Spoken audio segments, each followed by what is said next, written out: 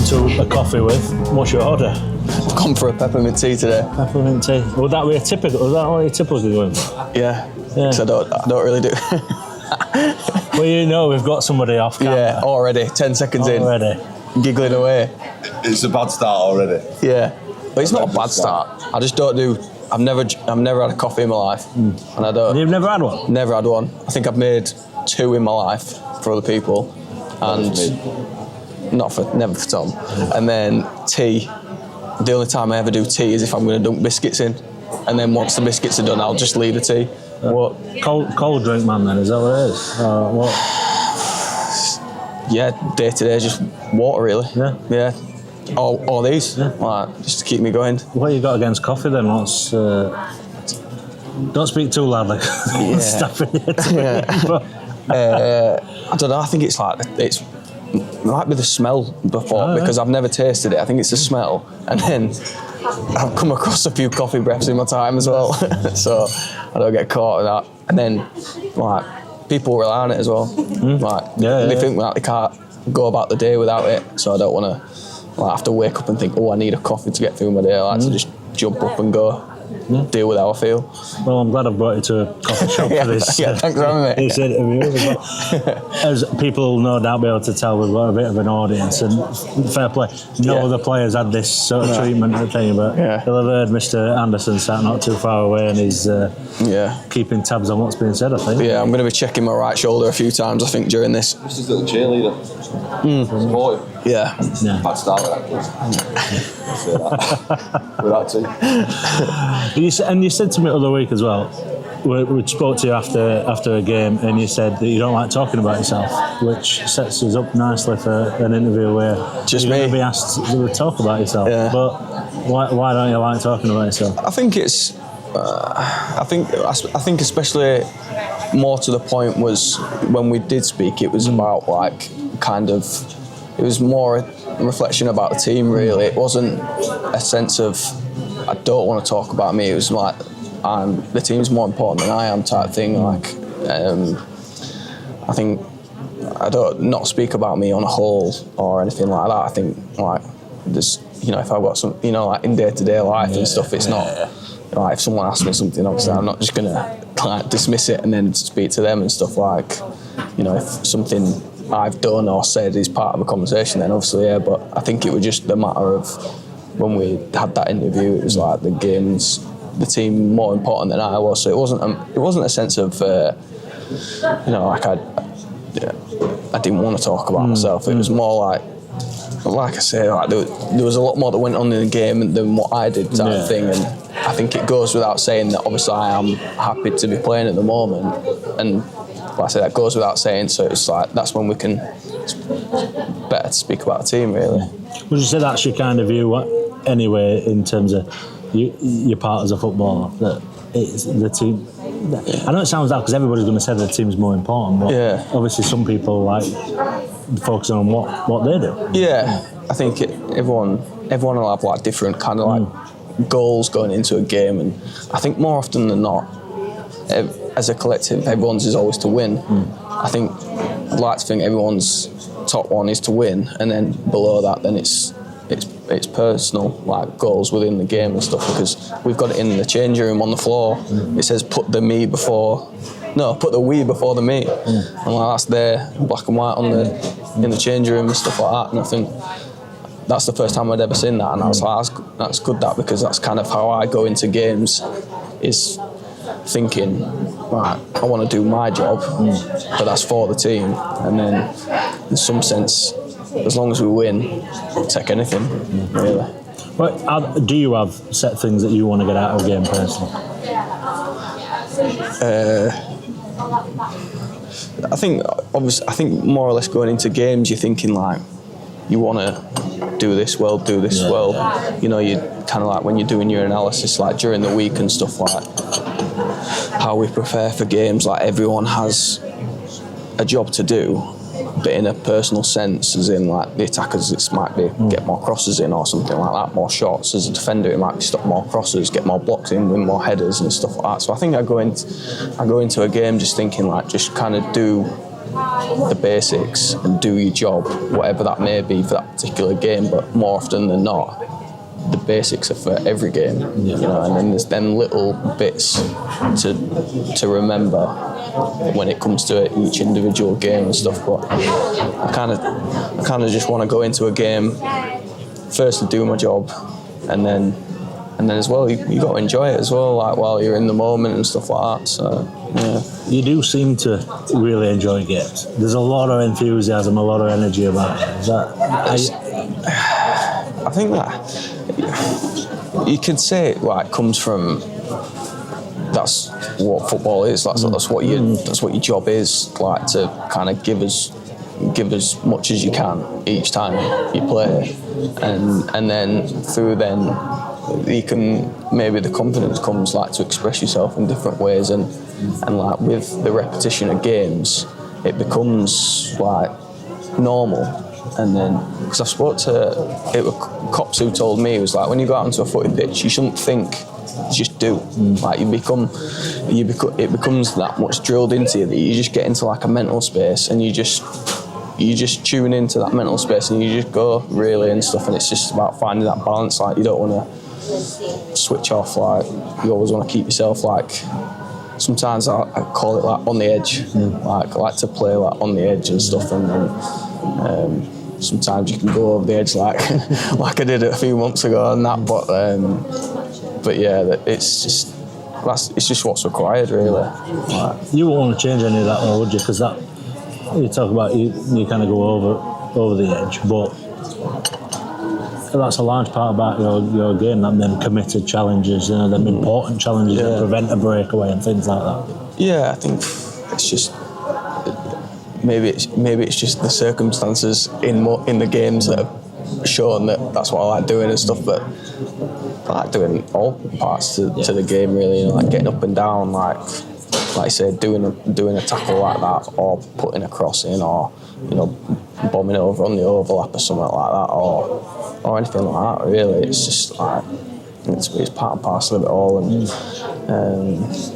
yeah, like you enjoy it sometimes. Sometimes you get them tackles right, sometimes you don't. Even though I think I got it right. Yeah. I think that was my opinion on it. Yeah, I think it was the way he was like trying to do a pirouette on the ball, and he went down like a sack of spuds. So, but some refs will give him some dough.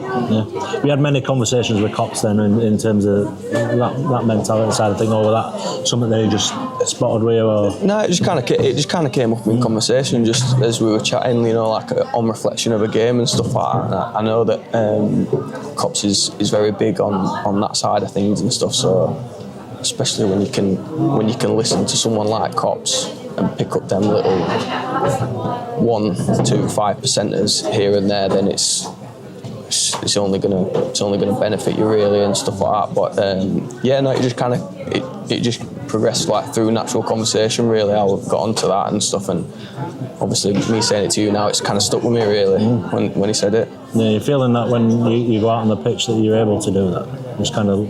I think there's so many like factors that come into like playing a game. Like you always think like the first thing you do, you want to do well to like set as a benchmark for the rest of the game and stuff like that. And then that's not always going to happen. So then it becomes like the next thing.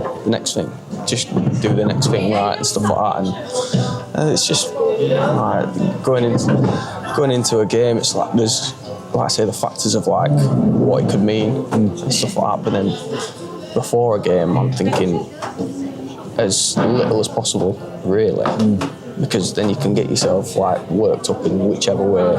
You can take yourself away from what actually needs to be achieved and stuff like that. And then once the factor of repetition and rhythm, that is a factor in terms of like playing and stuff like. It's the same as anything, like it's the same as like a habit, really. Like once you get in the rhythm of doing it, like you do it without thinking and stuff like that. And they're the little things like, you know, like the patterns of play that we work on a pitch, or like seeing when to bomb on and get on the overlap, or when to stay and when to be on the cover and stuff like that. They're the little things in that, you know. You seem to be seeing the benefit of it, should I say, at the minute. with this run that you've had in the team? You seem to be getting stronger all the time. I'm asking you to talk about tapping that toes. I think I'm just enjoying it, because of where we are right now. Like being a part of that is a nice feeling and stuff. Like I'm contributing to that. You know, I'm not really going to turn around to you and say like, oh, I've been this, I've been that. Like kind of, I know in myself, and I kind of always keep that to myself. Whether it's good or bad, I keep it to myself, and then only my family will know really. Like when we speak about it and stuff like that, I don't really like to be going outside of that circle and saying like, oh, I did this, I didn't do this type thing. It's kind of let everyone else say what they want to say really, because I can only control what I can control. How, on the flip side of it, how difficult was it when you weren't playing or the opportunities weren't necessarily coming for you? What sort of person are you like in that scenario? I mean, you're always going to feel frustrated that you're not playing, but how do you kind of take it?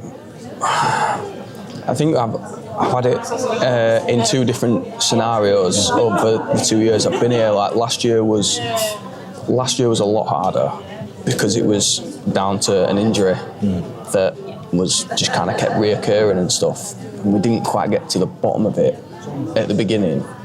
So that was like, I were at the point where I was more thinking about, I need to be fit first before I even think about playing, because I was thinking, why can't I get through like 2 or 3 games? And then it got to the point where I couldn't get through one. And I think that were after Swindon away last year, where I just kind of like, that were tough. That was tough for me, and then because you're thinking of all sorts, you're like, I'm in trouble here, like body's giving up on me. But then as soon as we found like the answer, the reasons as to why all that was going on, it was like a massive relief. And then you work yourself back fit and you become available. Then that's when it switches to, right, I need to get back in the team. And then that's when it brings us into this season, when I haven't played as much for a different factor, you know, like being available, not being chosen. I think I've been, you can go one or two ways with it really. You can sulk and be like, I should be playing. Like, why am I not playing? And then you can not do your job Monday to Friday, but the only person who's losing out is you. So it's lose-lose. But then, so you think, right, well, I looked at it and it's like, there's going to be a point when you look back on this time and you think, did I do everything I could? You know, again, you can only control what you can control and then go from there. So I thought, well, the times of this season, I was like, there's going to be a point when I look back at this when I'm older, and I don't want to like regret this time, that I tried to do as best as I can. And sometimes that is easier said than done, because like everyone in every line of work, like everyone has bad days and stuff like that. It's just, sometimes it's emphasised in football, when you have a bad day and you're not in the team, it's like, you can be like, oh, whatever, or you can be like, that's why I'm not in the team or anything like that. But it's better to just keep clear-minded and be like, right, there's going to be, you know the way football works, like there's going to be chances at some point, like for whatever external factor or something like that. So it's just about being ready really, and that's all I have been, you know, when I haven't played, and then when I have played, it's just a matter of staying ready and being ready to come into that, and then staying in really. But you look at the squad that we've got, like the competition for places everywhere, and that's exactly what you need, you know, for a team to be pushing for what we want to achieve really. Both you, Tom as well, sat over there, you're both examples of that being what happens when you stay ready and you get that opportunity, and what you can do off the back of that. Yeah, and I think there are times where I've gone to Tom about that and been like, you know, have you ever kind of, when you were younger, like been in this scenario? And then Tom's great to like go to for advice and stuff, and because of who he is as a person, he kind of reaffirmed it to me. You know, like, you can think it yourself, like, oh, I'm going to give it everything, but then, like, speaking to Tom, it was like, he's got a lot more experience than I have, and it's like, obviously, I built a strong relationship with him and that, like, so I trust him and stuff like that, and I look back at it and I think, like, he was dead right and stuff like that, and so it's all you can be in football, it's all you have to be, really, because, like I said, there's only one person who's going to suffer, and it's yourself. Yeah. How big is it having a kind of relationship like that, the one that you've got with Tom? You spend obviously a lot of time on the road together and things like that, but having somebody who you can go to, and we've seen it on various other things that you can have a good laugh with as well. Yeah. But how big is that? I think it's big. It's a fine work-life balance, isn't it? Oh, you talking to me? Yeah. I'm going to bring you in for this one. It's important, though, isn't it? It's important, yeah, because you've got to switch off at certain points, because you just burn yourself out mentally if you just. I mean, I might be wrong in saying that, like, but I think for me, like, sometimes you've got to kind of, you know, like, whether you've had a bad day, sometimes it's good to just kind of leave work at the door when you walk through the door, and then kind of go back to your home comforts, and you're seeing the same people and stuff like that. It's nice just to kind of switch off, and then almost just like a reset type thing. But it is important, you know, like, and I think it's just worked out that we get on quite well. Yeah. How is it in car? We had a quiet morning this morning, didn't we? That was very quiet. Today was a quiet morning. I don't know what it was, but it was quiet this morning. We were just, I think we were just both woke up on the tired side this morning, and then we've just been to cryotherapy chamber. That's, well, I don't know about you, but it gives you a shot of life. Yeah, it wakes you right back up, because it's like minus 87 in there or something like that, and but yeah, but on a whole, being in the car with Tom, love it. Yeah. Changed his life, would you say? Life changing. Yeah. I won't go that far. Quite big, isn't it? Sound. Oh, sorry, were you going to say it's life changing? I was going to say it's an enjoyable part of the year. Yeah. No, but has it changed your life? Well, maybe not that far, but Yeah, that's what I mean. That's what I'm saying. That's what I'm saying. Think about it. Yeah. You just might as well have gone, oh, it's all right. Nah, I'm not saying I don't enjoy it. I really enjoy it. I'm saying I enjoy it. I'm just saying I don't think it's changed my life, like you've just said. Oh, fair enough. You've got a big side. Yeah. Do you agree, though? You agree that it's not like... Yeah, life changing. Oh, you think it's life changing? Yeah. Positive. That's the nicest thing he's ever said to me. That's incredible. lovely. Incredible. Wow.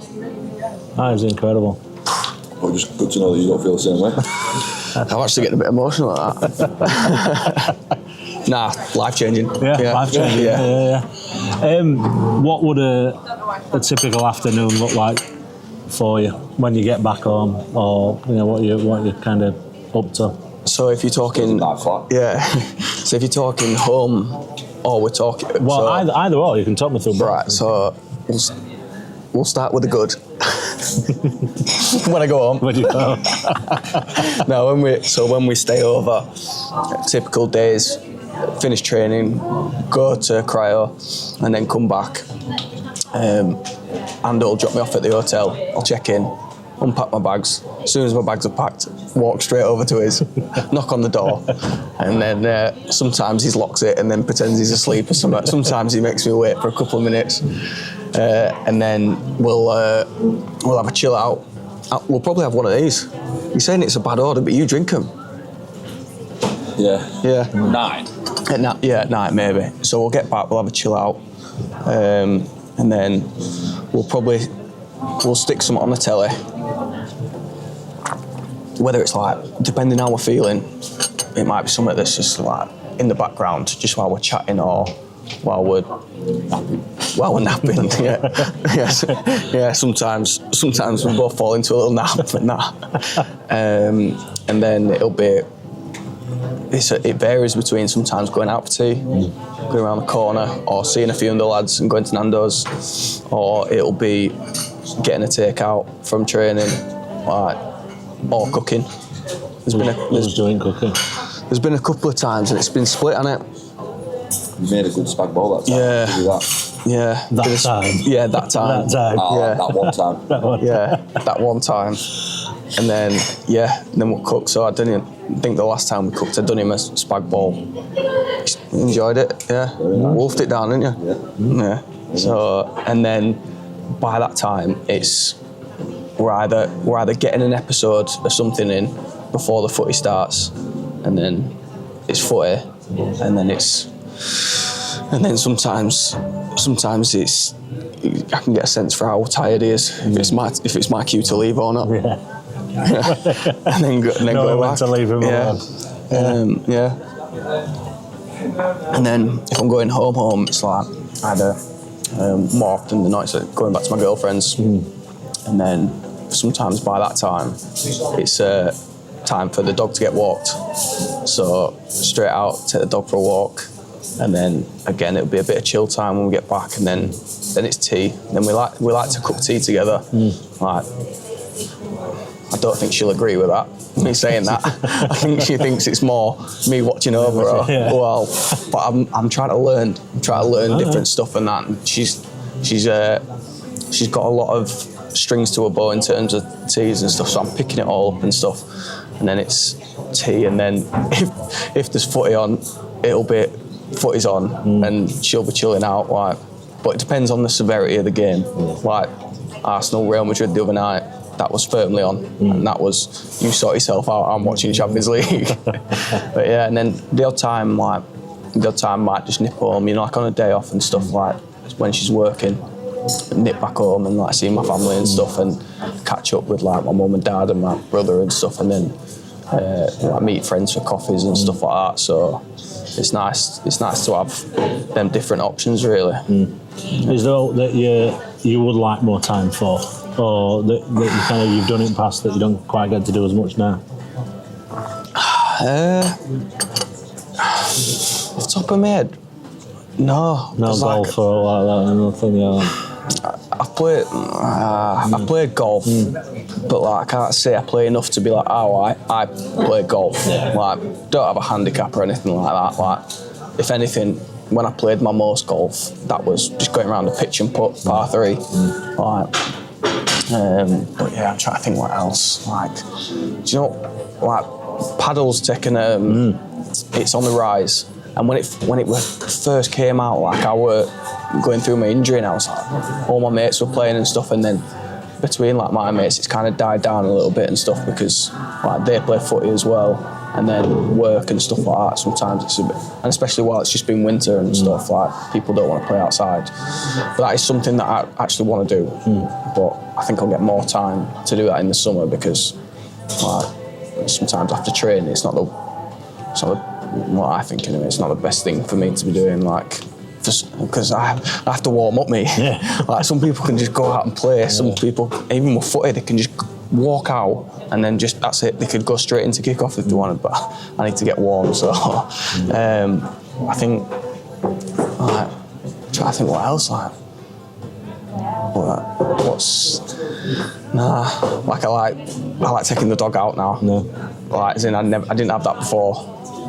Like doing that now, like taking her all different places and just like watching her just run about and stuff. It's quite heartwarming. Yeah. Have you done much looking ahead to what's next after you hang up your boots? Have you in terms of whatever actually getting anything done? Then no. Yeah. But like I think I'm getting to a point in my career and a point in life where it's coming a bit more to the forefront of my mind. Like, although I haven't actually started on anything just yet, like there's certain things that maybe I might look into doing and stuff like that. I think it's important to do, because I think you've got to make whatever transition it is out of football into whatever you decide to do as smooth as possible, because I think if you do it kind of like cold turkey, and you leave football and then you wake up one morning and you're like, right, what's next? I think the adjustment of both sides will be hard. The adjustment of like not going to training every day, and the adjustment of starting something quite new. I don't think it'd be like the nicest for me anyway and stuff. But do you know what? There's so much out there. There's so much out there that I don't really know, and that obviously, like through research, then I'm gonna have to come across, and there might be something that I don't even have a clue about right now, and then one day I'll just see it and be like, you know, I quite like the idea of that and stuff. But yeah, I think I spoke to Tom, and then I've spoken to a few of the older lads in the team and stuff, and they've all done different things and stuff like that. Older. Oh, okay. Yeah, that was just a miscommunication. Don't think you heard me right there. Pricked up there, but yeah, carry on. Yeah, and they've all done like various things and stuff, and I kind of said to them like, at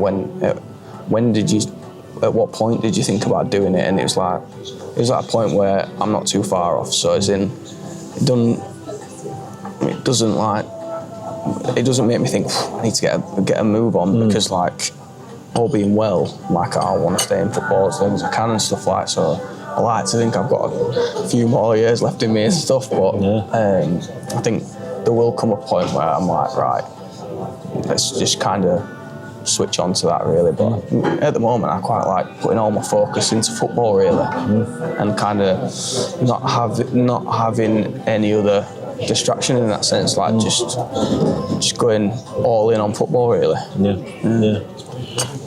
When you look back at what you've done and think, so how big was that spell for you at Halifax, and just setting you up for where you're at now and what you're doing at the minute? Massive, because my kind of in them 3 years, everything about me as a person and a player kind of changed really. Like when I first signed for them, it was fresh out of lockdown, and like I'd just spent the last 6 months like with no income. I had no job, but I was kind of like living the life of like someone who still played for a team, in terms of like getting up and keeping fit, doing running, like all the stuff that like the lads who, like everyone else who was locked at home, like had to do, you know, to like report into their teams and stuff. I was still doing that, like keep myself fit. But I was like, I'm thinking I'm done in football, like, and that's probably the only time I was like that close to being like, right, I'll go get a job somewhere. Well, I did get a job. We said it in the Red and White show that I worked for my stepdad, like doing a few bits and that, and I was like, I just knew like it's not what I wanted to do, like just yet. Like I still wanted to like play football and stuff, and luckily like Halifax kind of like signed me. Well, kind of knew about me and stuff, and then signed me, and then so I kind of initially it was like, am I good enough? Because I'd been out for maybe I think it had been over a year. So I played a little bit of Gloucester like the November before the lockdown started and stuff, and I was finding that hard, you know. Like, but again, I was still kind of like, even though that was part-time football, I was still trying to live like someone who was playing full-time and stuff. And that was a tough time, but I was just getting on with it really, because that's all I ever knew, and that's all I wanted to do really. So I was just like, because it's not better than playing footy on a Saturday. So, and then like, but the standards, like, it was hard. Like a lot of people think like National League North is like, it's just like not a great standard, but it's tough. It's tough, like. So I went through like a tough time of that, like, and then once I signed at Halifax, it was like, oh, I'm actually good enough to play at this level. So I think maybe the first 6 months was a bit like kind of like dipping my toe in the water a little bit, being like, have I still kind of got it really to play? And then I think through then confidence just grew, and like being in that environment was just like perfect. Like I think my first year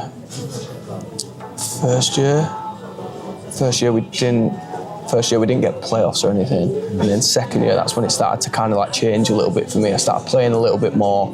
I kind of like became like the first choice in the left back position there and stuff like that. And as a team, like did really well. I got to the playoffs and unfortunately I lost in the playoffs. But I think a lot of players from that team the next season or within the next 2 seasons of that team playing together, 10 of the 11 like went into the AFL. And yeah, so that was a really enjoyable time for me. And then the third year was when I started to become a little bit more like more mature, really. Like, as in, I kind of became, even though I was young, like Halifax generally got like quite young squads and stuff, and then I kind of got thrown into.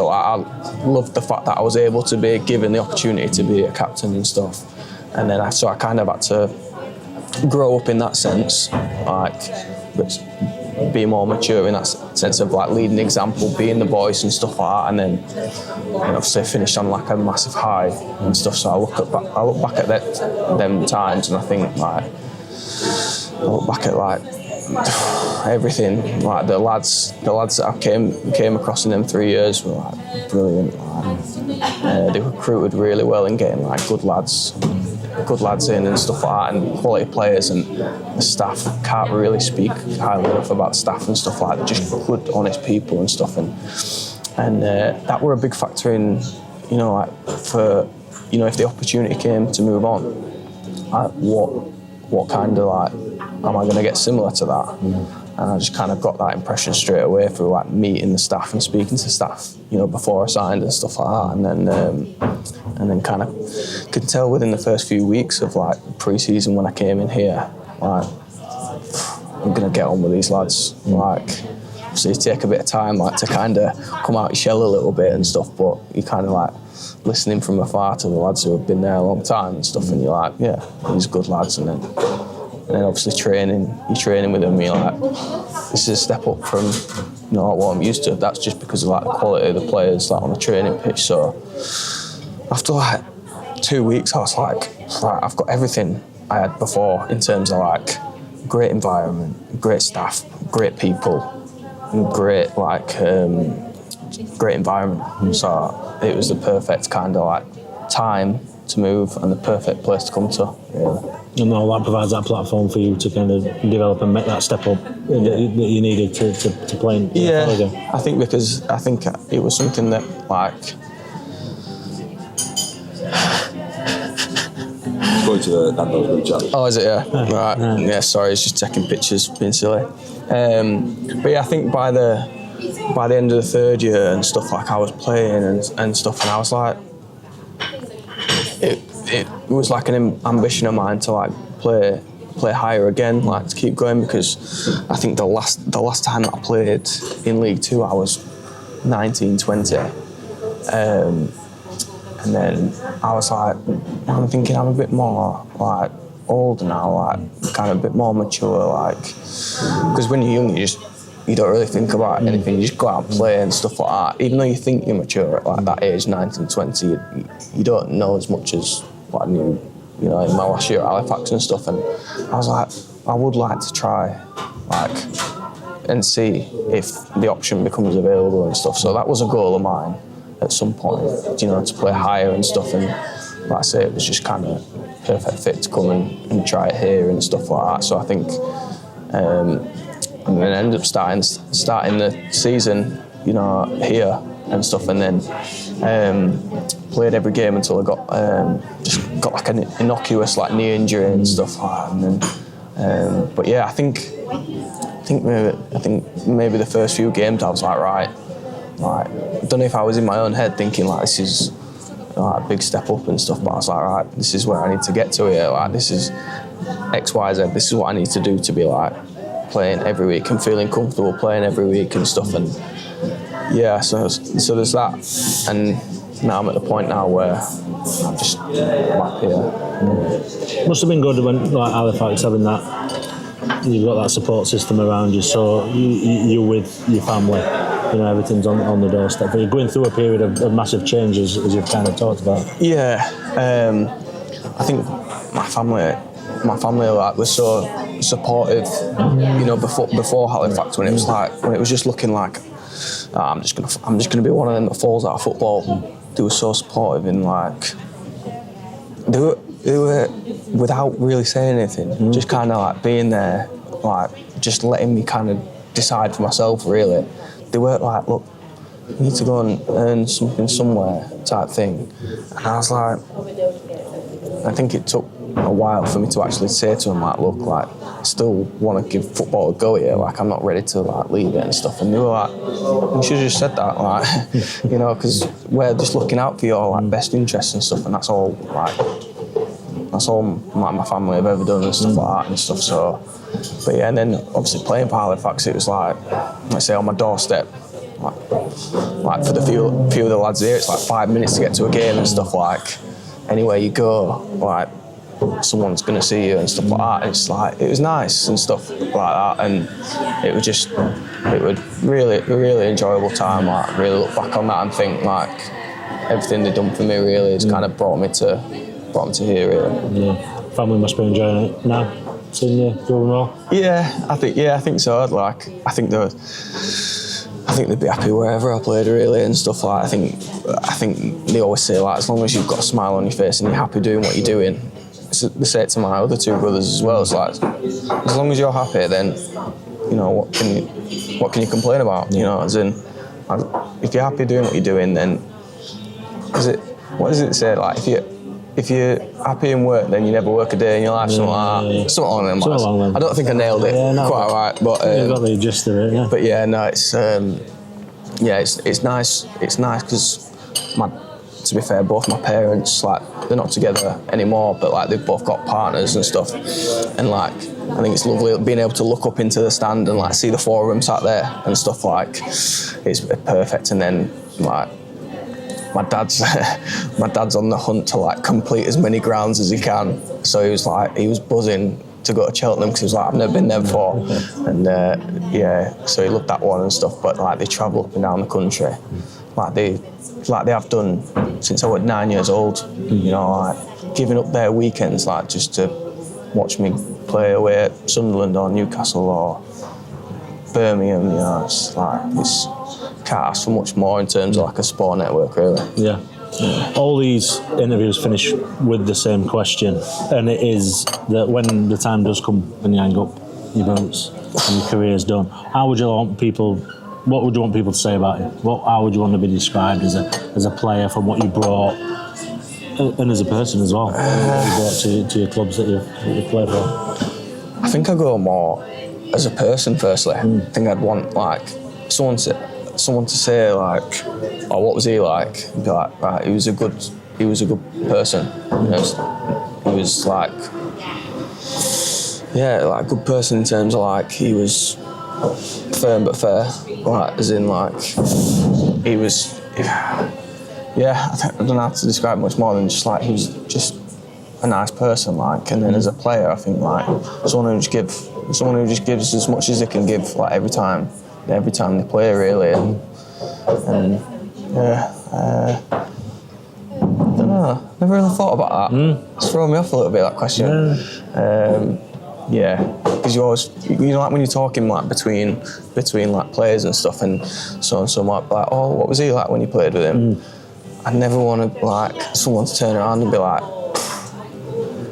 nah, not really having him. Like, and I think I take everyone at kind of like face value, really. Like, you know, I'd never go out of my way to like hurt someone, like on and off the pitch, really. You know what I mean? But I think good person and game 100%.